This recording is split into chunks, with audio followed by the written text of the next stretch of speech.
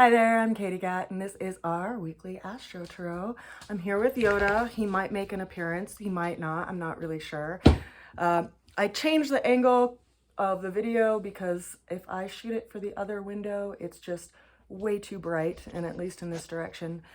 My plants block out some of the sun, so hopefully you like to see my collection of growing things rather than just like a bright white window.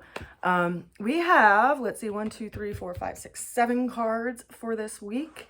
The opening card that we have is the 8 of Pentacles. So we see someone that's sitting at a table and they're working on something. They're working on a project. In this particular card, they are creating a coin. Coins in the tarot represent something of physical matter, also something that we value. It can also quite literally represent finances. But we see someone working on something that they are refining over time. He's refining a skill set, and this is the apprentice craftsman. So in this situation, this guy is working on something, and it's taking him some time to work on something. Now, considering this is a coin, it's an earth-governed card, so it always calls me to look at earth signs. We've had a lot going on in one particular earth sign for a couple of years now, but it's been getting bigger as a second influence has moved into this realm. And the influence I'm talking about initially is the planet of Uranus, which moved into the sign of Taurus, which is a fixed earth sign, meaning that it's a very stable energy, as opposed to a cardinal sign, which would be active, forward moving, you know, like the plus sign in the Trinity. The fixed sign would be the minus. It's where there's resistance, where there's stability. And so we've been seeing a lot of change in the area of Taurus in our lives and globally for the last few years, because Uranus takes about 84 years to move around the whole zodiac system, and so it sits in any one sign for about 7 years. It moved into Taurus in 2019. It dipped in there a little bit previously, and then it's been in Taurus for the last several years. Now, the influence that has added to the mix is the planet of Jupiter, which is a very expansive energy, and we just came into a conjunction or a meeting of these two planets at the same exact degree this last week in the sign of Taurus at 22 degrees. So if you have planets that are in the sign of Taurus around that position, or you have them in other fixed signs, mainly Scorpio, which would be in opposition to that Taurus placement, or Aquarius or Leo, which would be in square relationship to that placement, then you're going to get triggered in this way, and it could bring about some kind of challenge in your life. But it's really key to remember that challenges are not the universe trying to cast some ill fate on us. They're asking us to rise up. They're asking us to present ourselves. When something is challenging, it engages us. When things are easy, we aren't so easily engaged. So these challenges can actually be really useful in our growth curve by way of our being and by way of where we're putting our energy and effort in our lives. So here we are working on something. Perhaps we're rebuilding something after something else had, fizzled off. But we see in this opening card that someone is working on a project and they're devoting time and energy to the project over a span of time. And so if you feel like you've had this project in the back of your mind that you haven't been putting energy to, this is asking you to put your attention in that direction and to remind yourself that things take time. Now, the challenge that we are seeing this week is the High Priestess. The High Priestess is representative of listening to our intuition and listening to something that is not necessarily seen. The High Priestess is also associated with the celestial body of the moon, and it ebbs and flows, right? It gets dark, it gets full. And when it's going into a place of darkness or moving towards a new moon, when the sun and the moon are in the same sign, close to the same degree in the sky, there's darkness outside. We can't see a lot. And so there is something that is being hinted to, that is something that we're not seeing or something that we're not listening to by way of our intuition, which is ultimately proposing some kind of challenge in our lives. Now, for the next week or so, we will be moving from the full moon that we just experienced toward the new moon. And so there is this gaining or increasing amount of darkness that is coming about. And then as the new moon grows, right, there will be a chance for things to be revealed and things to be seen. And it's also important to note that the new moons are also good times to plant seeds of new beginnings. And being that it's going to be in Taurus, it's going to be in alignment with the sun. And let's just check, because I just think this is kind of interesting. So at that point, which is going to be, I'm looking at the wrong month, sorry.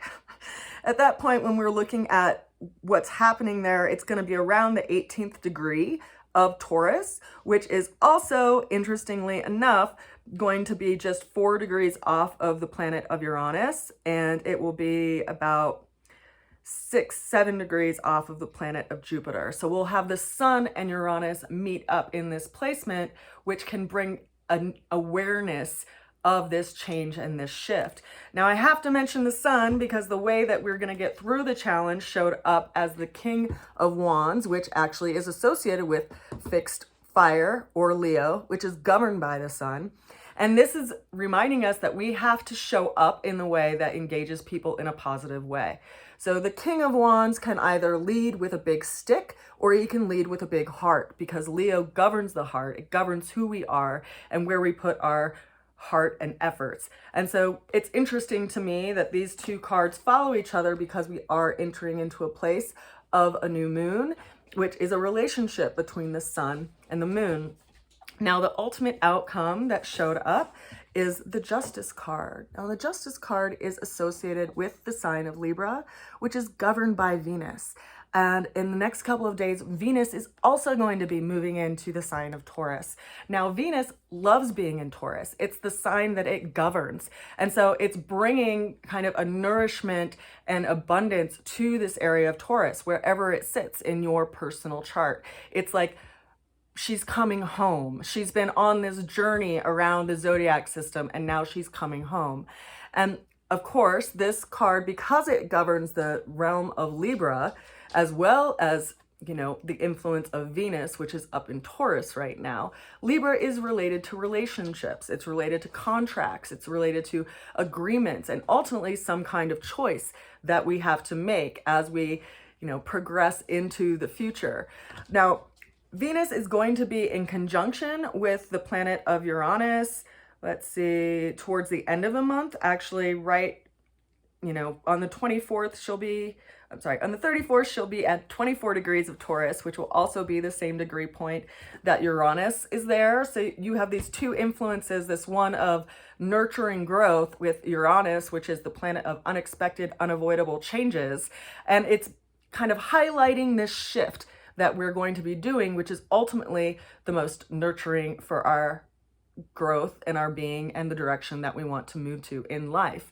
Because these changes, what they do is they disrupt something, and we have to find our footing again. We have to figure out where we want to put our energy and resources and efforts to create stability in our lives, because Taurus governs that stability and also governs our personal resources. So what is it that you're being called to put your attention to? Well, we get to experience this month and let things come up and let things be revealed, because that's what the moon does, as it highlights things not only out in our world, but also in our astrology. Now, that card was further clarified by a few other cards, the first of which is the Seven of Pentacles. So we have a second pentacle card showing up in the reading for this week. And we see someone who is standing next to what looks like a bush that has 6 different sized coins on it, and 1 coin in between their feet, as if they're kind of holding it to the side. So it's reminding us to have patience, and there is that aspect to it. You have to let things come to fruition. You have to see what works and see what doesn't work, and hopefully learn from those experiences, because this is a 7. We get to learn from where we put our efforts and our resources, and have some patience to see how that develops based on where we put our energy and resources. That card was further clarified by another major arcana. We've had 3. This is the 3rd one for this reading, which means there is some kind of life lesson that we're being asked to look at, and something that we're being asked to rise up to, that we don't get any choice over. And the Sun is one of the most beneficial cards in the 78 card deck of Tarot. And it is highlighting this expansiveness and this connection to our true essence of self. Now, when I originally drew this card, if you look at other traditional Tarot cards, there will be like a naked child that's riding a horse and going into a new experience. I drew this card showing both the male and female kind of aspect of our becoming, like looking at each other and witnessing each other, just like we look at and witness our inner world and the inner aspects of ourself. This also highlights what I was speaking about in regard to this Sun experience with, you know, Uranus, because right now we have the Sun currently at, I believe, 10 degrees. It's at 8 degrees today, so it's in Taurus as well. And then it will be moving into a conjunction with the planet of Jupiter as well as Uranus during this month. Now, it will be at 23 degrees on the 13th of May. When I say this month, I'm referring to May because I'm already in the mindset of May. But on the 13th of May, it will be at 23 degrees, and that will be the same degree of Uranus. Then it will move forward and it will be at 28 degrees, which it will be in conjunction with Jupiter at that time, also in Taurus. So there's this kind of, like the way that I always see it is like multiple gears, almost like a lock that are timed. And when they hit a certain alignment with other planets, they open up an energy to it. So if you look at what's going on currently, if you can see this, we currently have Uranus and Jupiter just a couple of degrees, or 1 degree currently away from each other. We see the Sun, which is approaching that conjunction. We see Venus, who is right now in the last couple of degrees of Aries. And as I mentioned before, it will be in conjunction with the Sun soon, and then in conjunction with Uranus, and then in conjunction with Jupiter. So that's another point of interaction that we're going to experience.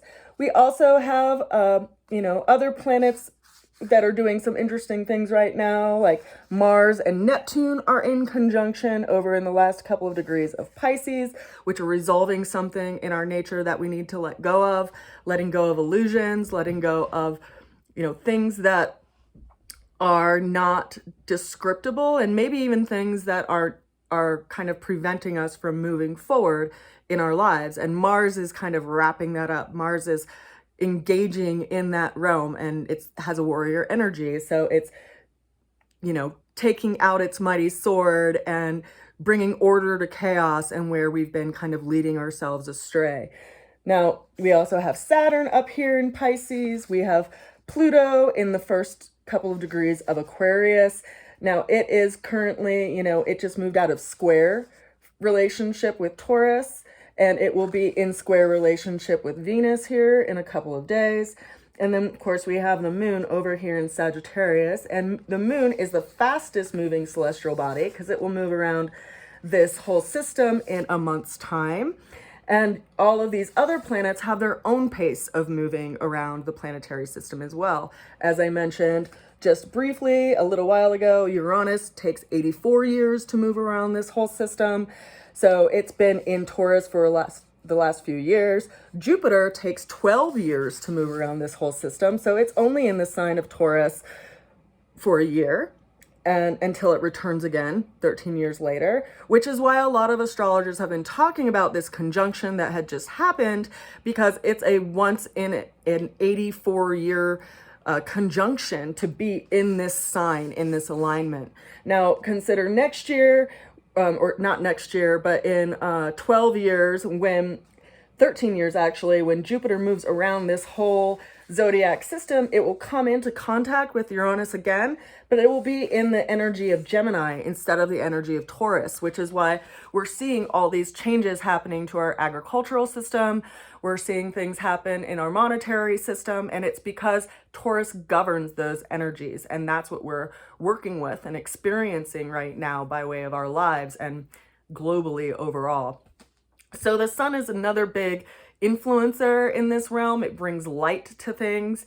And ultimately, the last card that I pulled for us today is the 10 of Cups. So the 10 of Cups is kind of a happily ever after energy in the realm of cups, which is our emotional realm. It's our relationship realm. And so I want to encourage people to consider that the changes that are happening right now are trying to bring you to a place of alignment. And even though it may be difficult to let go of some things, right? Because we have currently the North and South node in the sign of Aries being the North node and the South node in Libra, which is around relationships. We're having this recalibration happening because if you look over here, we have Chiron, which is in Aries, and then Mercury, which had just been retrograde, passed over Chiron, just came back over Chiron, and now it's stable and moving forward again, or now it's stationed and moving forward again. So it will pass Chiron again, and Chiron is the wounded healer. So it's like bringing a new understanding and a new way of looking at something that has been a wound. And because it's also in that same alignment with the North node as well, it's kind of recalibrating where we, direct our arrow. And it's reminding us that we have to continue to keep our aim set in that direction so that when things kind of try to distract us off of our path, we keep our attention and our focus continuously moving forward, even if something comes along our path. I like to use the example of like climbing up a mountain, right? You can do all of the preparation that you want. You can learn all of the paths. You can know where all the bridges are. And if you start on that trek and, there's a big rainstorm or a bridge gets washed away or a trail is no longer in existence, you keep your aim set on where you're going and you just find another pathway to it. It's all about keeping your aim in the direction of where you want to go. And so this is affecting all of us, especially because it's influencing the other aspects that are happening right now. Venus governs Libra, as I said earlier, and Venus is moving into the sign of Taurus, which has had a lot of disruptiveness happening in the last few months. And it's having us look at our values. It's having us re-examine, where we want to put the foundation and build the foundation in our lives and what needs to change. And as I've used the word before many times in this video, recalibrate to our value system, because that's what's going to help us feel grounded in all of the change that we're experiencing in the world.